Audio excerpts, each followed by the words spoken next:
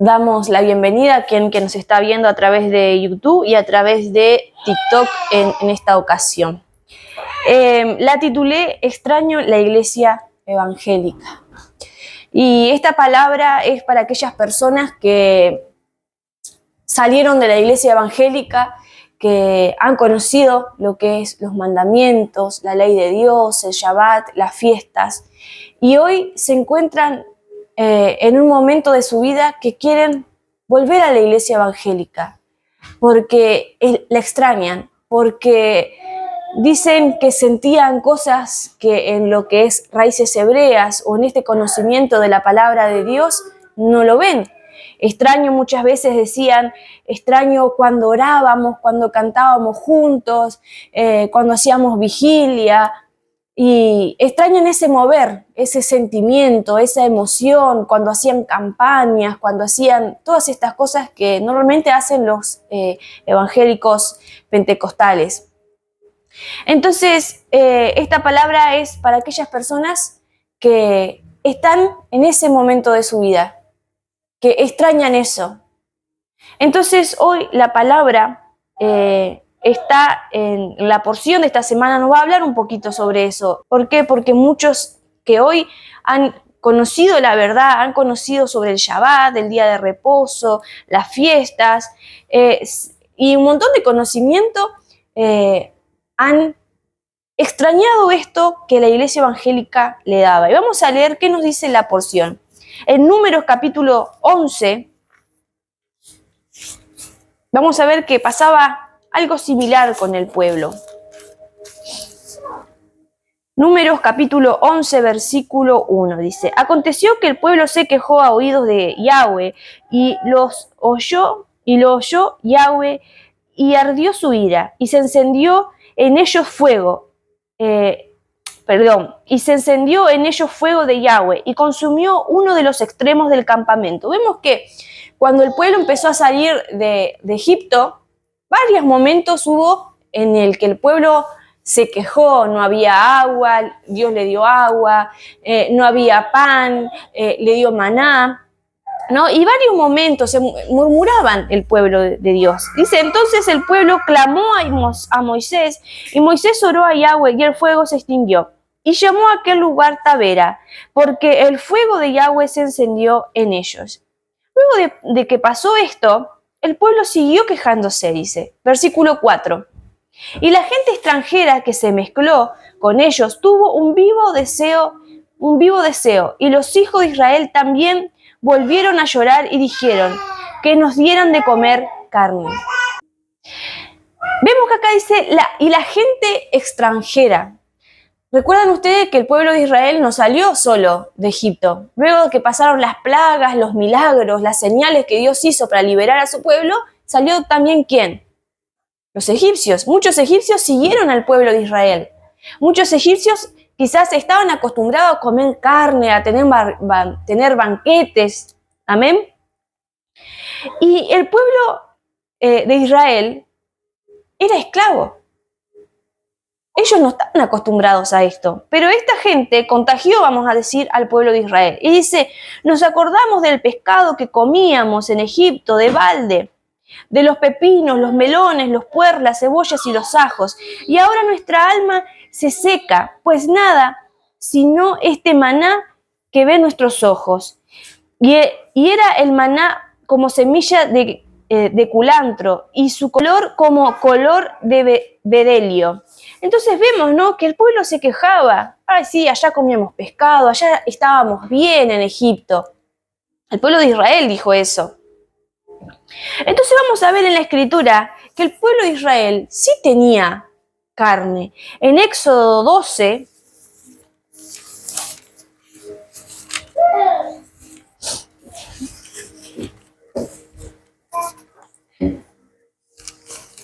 Éxodo capítulo 12, versículo 38, dice así: También subió con ellos grande multitud de toda clase de gentes y de ovejas y muchísimo ganado. Así que vemos que el pueblo se estaba quejando porque los otros se estaban quejando nada más. Y vemos que acá ellos tenían muchísimo ganado. En Números capítulo 32, Vamos a ver que también nos dice 32, versículo 1. Y los hijos de Rubén y los hijos de Gad tenían una inmensa muchedumbre de ganado. Ahí vemos que carne había. Muchas veces la gente se acostumbra a vivir en esclavitud. Muchas veces la gente se acostumbra a vivir en el pasado. No, porque antes. Y todas las cosas que Dios le demostró. Entonces le preguntaba a mi esposo, no, porque Moisés le dice a Dios, versículo 13, ¿de dónde conseguiré yo carne para dar a todo este pueblo? Y yo decía, pero ¿cómo? Moisés dice, acá veíamos que tenían muchísimo ganado y Moisés le dice, ¿dónde conseguiré yo carne para dar a todo este pueblo? Recuerden ustedes también que parte de esos ganados que el pueblo tenía, también lo utilizaban para los sacrificios. Y esos sacrificios también lo comían el pueblo. Aquellas personas que iban a hacer sacrificios de ofrenda de paz, ofrenda no por el pecado, comían de eso. Pero yo les decía, ¿y por qué Dios no le dio lo que ya tenía? ¿Saben por qué? Es lo que yo pienso. Por ahí me equivoco. ¿Quién fue los primeros que se quejaron? Dice, la gente extranjera, dice, que se mezcló con ellos, tuvo un vivo deseo.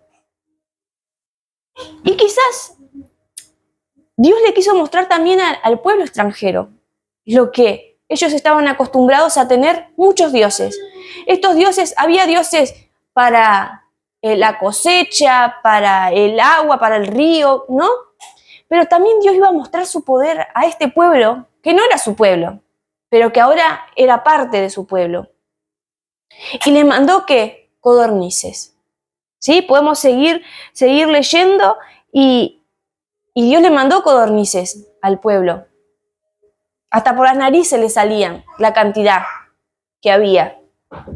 Entonces, vemos que el pueblo de Dios se estaba quejando. Israel se estaba quejando, ¿por qué? Por una mentira, vamos a decir, una falsedad que el enemigo quisiera que entrara en sus corazones. Porque muchas veces nosotros nos quejamos, no tengo esto, no tengo lo otro, pero no vemos lo que sí tenemos, ¿no? Entonces vemos que en Génesis capítulo 3, versículo 1, dice que la serpiente le dijo, ¿no? Dice, con que Yahweh ha dicho que no comáis de todo árbol del huerto. Acá hay una verdad y una mentira. Dios le dijo que no comieran de un árbol, no de todo el árbol, de todos los árboles.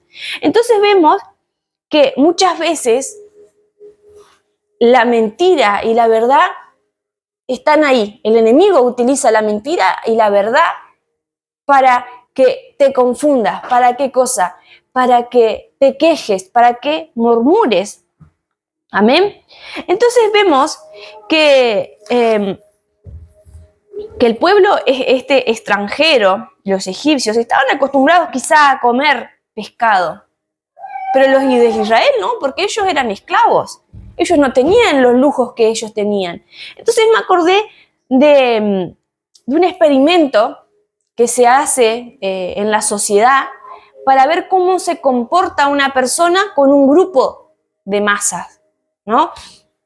Entonces hay un experimento de una profesora que está dando clase en la universidad. Entonces hay 100 alumnos. Entonces ella le dice, vamos a hacer un experimento, dice. Yo sé que siempre alguien llega tarde. Entonces le dijo, ¿esta carpeta de qué color es? Y le dijo azul. Era azul la carpeta. Entonces, y ella le dice, bueno, cuando llegue alguien tarde, yo les voy a ir preguntando y ustedes me van a tener que decir que esta carpeta es verde. ¿Sí? Entonces llega un alumno tarde, siempre hay alguien que llega tarde y les pregunta, está dando la clase, dice, ¿de qué carpeta es fulano? Y le dice, verde. Y el que llegó tarde dice, pero si es azul. No dijo nada, ¿no? Le preguntó la profesora a otro, ¿de qué color es esta? Verde. Y así le preguntó a varios hasta el que le preguntó al que había llegado tarde, ¿de qué color es esta? Adivinen qué color dijo. Dijo verde. ¿Por qué? Porque la multitud había dicho eso. Entonces, dice, bueno, seguramente tengo algún problema, no sé, pero para mí es azul. Pero dijo verde. En otra ocasión también había una persona que estaban esperando una entrevista. Entonces lo pusieron sillas, iba entrando a uno. Al primero le dijeron que cuando sonara un timbrecito, un ting, se parara. Cuando hacía ting, se sentara, ¿no? Bueno, esta persona sabía y estaba con su libreta ahí, escribiendo, esperando la entrevista, y empezaba a llegar más gente, ¿no? Llegó uno, sonó ting, y se paró el primero. Ting, se sentó y lo miró raro. Después la segunda vez, ting, se paró. ¿Y el otro qué hizo? Se paró también, pero nadie le dijo que se tenía que parar. Entonces empezaron a venir un montón de personas y hacían lo mismo que el resto. Solo uno fue el que no hizo lo que el resto hizo. Pero de los 10, solo uno. Entonces, a esto se le llama, déjeme leer, dice que se le llama validación social o conformidad social. La validación social es este principio donde las personas tienden a considerar una acción como correcta o deseable si ven que todo el resto lo está realizando. O sea, copian el resto de lo que alrededor está viendo. ¿Para qué? Para tener una validación. Entonces también vemos en la conformidad social, modifican sus comportamientos o normas o expectativas según el grupo social, según también lo que ven alrededor. Entonces, ¿qué es lo que estaba pasando acá con el pueblo de Israel? Este grupo, no dice que todo el pueblo de Israel, ¿no? No dice, bueno, acá dice, y los hijos de Israel también volvieron a llorar y dijeron, no creo que hayan sido todos, siempre hay uno que se salva de todo esto, ¿no? ¿Qué pasó? Contagiaron. El pueblo los egipcios estaban ahí mezclados con el pueblo de Israel y ya tenemos ganas de comer carne, allá comíamos carne, allá nosotros hacíamos esto, allá hacíamos lo otro. Entonces, ¿qué pasó? El pueblo de Israel, ¿qué hizo? También hizo lo mismo. Ah, sí, tenés razón, que allá nosotros, capaz que una vez en 200 años habrán comido pescado. Entonces, esto es lo que normalmente la gente hace. ¿Y qué tiene que ver con lo que estoy diciendo al principio? Muchas veces el pueblo ha salido de lo que es la iglesia pentecostal, la iglesia evangélica, ¿no? O del catolicismo, y extrañan cosas porque la multitud lo hace. Porque allá hacen campañas, porque allá hacen vigilias, porque allá oran. ¿Y quién dijo que ustedes ahora, conociendo la verdad, conociendo la Torá, conociendo la ley de Dios, los mandamientos, no pueden hacer lo mismo? ¿Quién dijo?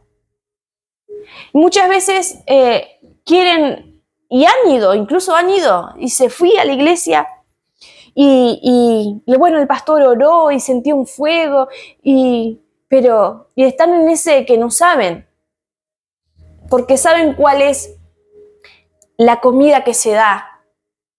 Muchas veces es pan y peces nada más, milagros, pero no se profundiza en cambiar nuestro carácter, en cambiar nuestra forma de ser.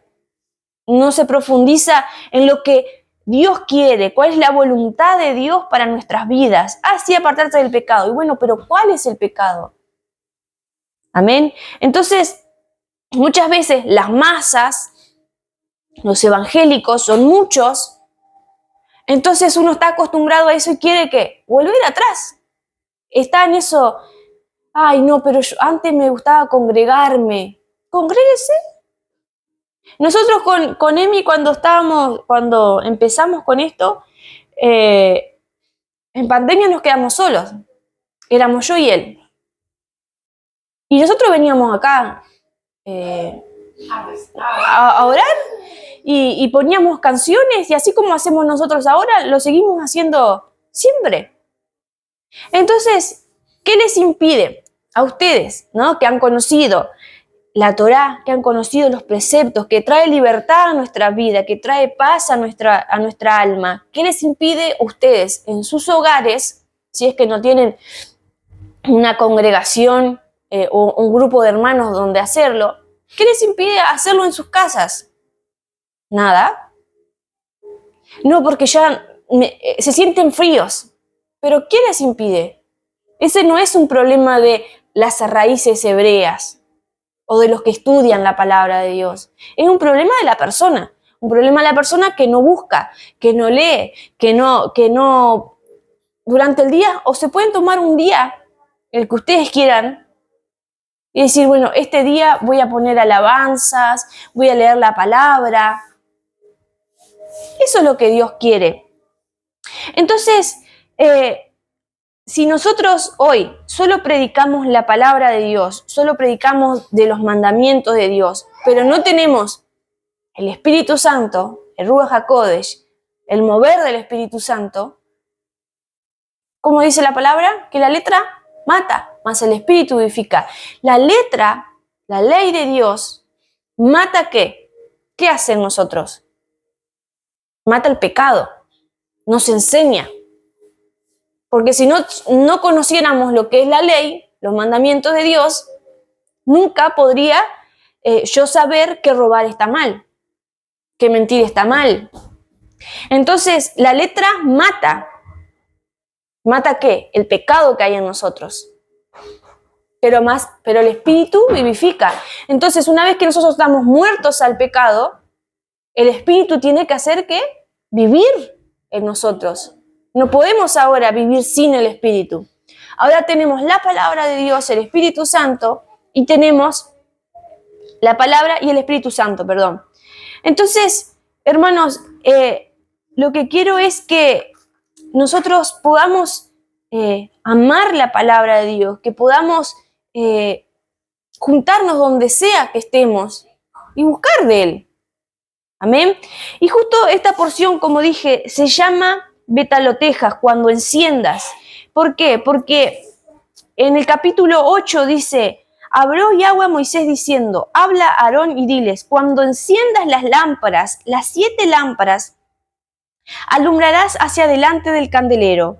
Y Aarón lo hizo así. Encendió hacia la parte anterior del candelero, sus lámparas, como Yahweh lo mandó. Y este era la hechura del candelero, de oro labrado a martillo, desde sus pies hasta sus flores, era labrado a martillo, conforme al modelo que Yahweh mostró a Moisés. Así lo hizo el candelero. O sea, lo que vemos sería algo así. Tenemos uno ahí. Eso es simplemente una lámpara, ¿no? No van a decir, ay, están haciendo algo que está en la Biblia y no se puede hacer. Bueno, pues siempre hay alguien que va a saltar, ¿no? Lo tenemos de adorno, una lámpara. Pero era con 7 brazos. ¿Y qué nos enseña esto? ¿Encender qué? Nos dice en Isaías 11, vamos a buscar,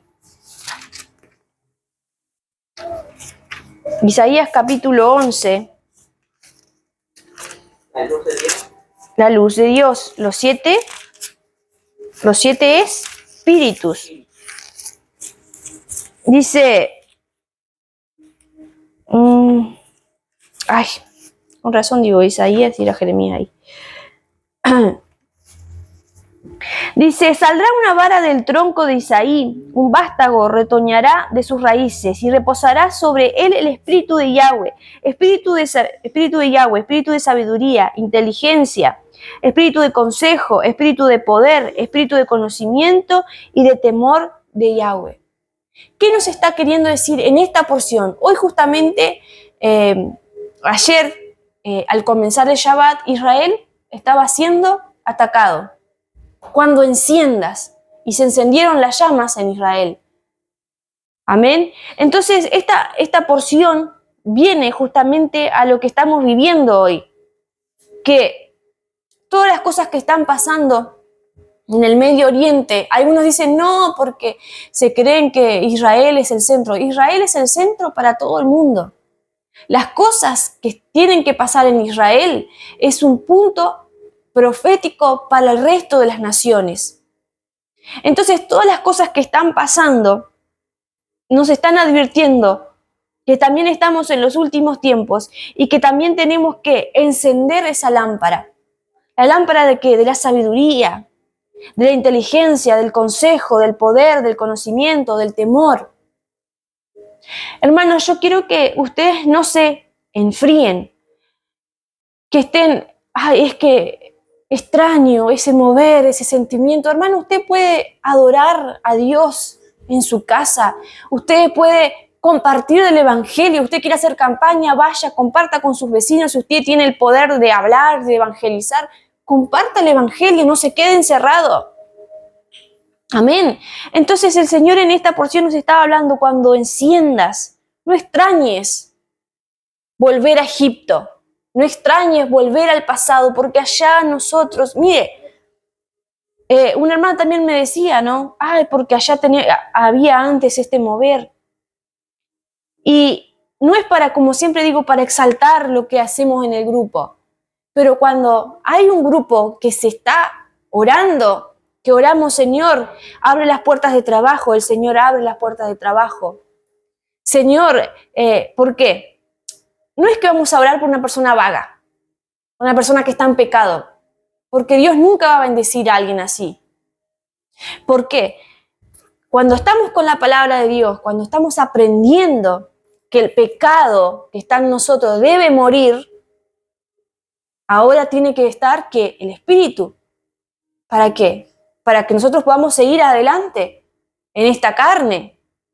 Entonces, cuando nosotros oramos y tenemos un grupo de oración, hermanos, oren por fulano que está, tenemos un hermano que, el padre de una hermana que tuvo un infarto y los médicos no saben cómo el corazón está funcionando un 30%, ¿no? Y ya Dios le había advertido que oren por él. O sea, las oraciones tienen poder. Entonces, lo que los invito es a que no decaigan, a que no se enfríen, busquen, alaben a Dios, mediten en su palabra, pidan al Espíritu Santo que cambie su carácter, su forma de ser, porque los tiempos se están acortando y no es una frase que todo el mundo la dice, hoy es sábado, mañana ya siento que es lunes. ¿No les pasa eso? Decir, ¿cuándo pasó? ¿En qué momento pasó tan rápido esto? Siento que de lunes pasamos a miércoles y de miércoles a sábado. ¿Por qué? Porque los tiempos y nuestra vida está acelerada. Entonces tenemos que aprovechar el tiempo que Dios nos da y encender esa lámpara, encender su espíritu en nosotros. Amén, hermanos. Y eso es lo que quiero compartir. Que no se desanimen, que sigan adelante, que sigan buscando de la palabra de Dios, que sigan buscando del Espíritu, quien les va a mostrar cuál es el camino, cuál es la tarea que tienen cada uno de ustedes en este mover. Amén. Que el Señor los bendiga.